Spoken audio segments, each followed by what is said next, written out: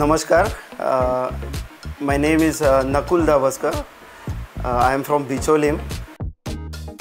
We are actually blessed with lot of bird species in Goa, and especially this December is a migratory season for birds. So birds from even Europe and North India, they migrate to Goa for the breeding season. Yeah, we get like osprey which comes from Europe. Basically, you find it at Karambolim Lake, you find it at Raya, you find it even at Kudne I saw other day, but it was very far.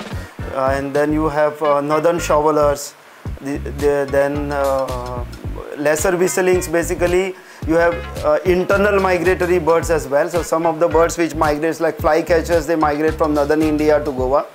Like lesser whistlings also migrate from Rajasthan, or some of the storks, like painted storks, they come from Rajasthan and other places, they come to Goa. North India, they come here, flycatchers, they come here to Goa.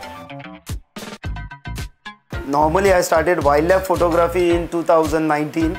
Because of Shailendra Naik, I got indulged into bird photography. So he started, you already have a gear, you join me. So I started going out with him and I developed a birding hobby. So I didn't know that there are so many beautiful species in Goa. So last 3 to 4 years, I'm passionately into birding. That is the closest I can get to them. Oriental dwarf kingfisher, which migrates from Sri Lanka to Goa before monsoon.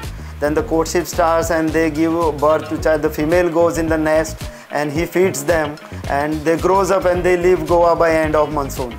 So we found that, but somehow this fellow decided to stay back. One of the barbet, it is white-cheeked barbet, was totally injured by crows and he was about to die. I put it in the shoe box. I called up my forest officer friend. He immediately, Nitesh Naik, he sent a rescuer, he sent a guy and he took that barbet.